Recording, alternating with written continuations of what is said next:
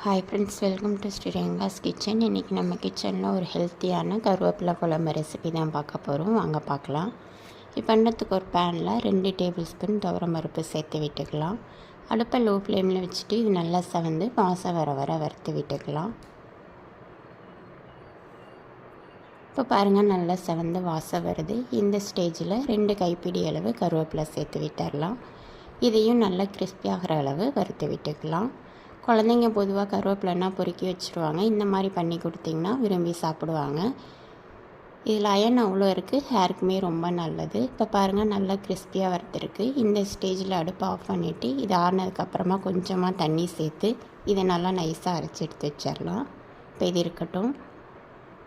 இப்போ ஒரு பேனில் 3 டேபிள் ஸ்பூன் எண்ணெய் விட்டுக்கலாம். எண்ணெய் நல்லா சூடானதும் 1 டேபிள் ஸ்பூன் கடுகு நல்லா பொரிஞ்சதும் 1/2 டேபிள் ஸ்பூன் வெந்தயம், 1/2 டேபிள் ஸ்பூன் சீரகம் சேர்த்து விட்டுடலாம்.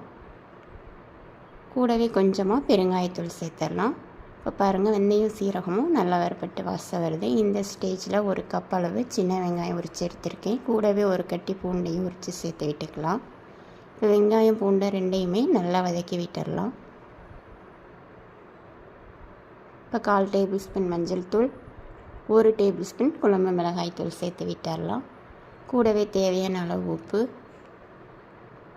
நான் பெரிய நெல்லிக்காய் சைஸ் புளியை கரைச்சி எடுத்திருக்கேன். இப்போ இதையும் சேர்த்து விட்டுடலாம். கூடவே 1 கப் அளவு அரிசி கழுவின தண்ணி சேர்த்து விட்டுக்கோங்க. அப்போ இன்னும் நல்லா டேஸ்ட்டாக இருக்கும். இதோட தடவை நல்லா கலந்து விட்டுட்டு இது புளியோட பச்சை வாசனை போய் நல்லா கொதித்து வரணும். அது வரை இது இருக்கட்டும். இப்போ பாருங்கள், புளியோட பச்சை வாசனை போய் நல்லா எண்ணெய் பிரிஞ்சு வந்திருக்கு. இந்த ஸ்டேஜில் நம்ம அரைச்சி வச்ச கருவேப்பிலை பேஸ்ட்டை இதோட சேர்த்து விட்டுடலாம். இப்போ இது எல்லாத்தையுமே ஒரு தடவை நல்லா கலந்து விட்டுட்டு இது ஒரு 5 நிமிஷம் லோ ஃப்ளேமில் வச்சுக்கோங்க. இது இருக்கட்டும்.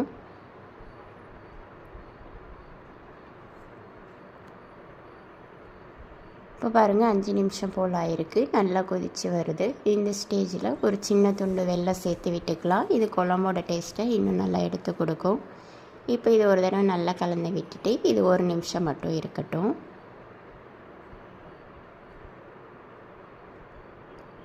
இப்போ பாருங்கள், 1 நிமிஷம் போல் ஆகிருக்கு. அவ்வளோதான், நம்மளோட ஹெல்த்தியான கருவேப்பிலை குழம்பு சூப்பராக ரெடி ஆகிடுச்சு.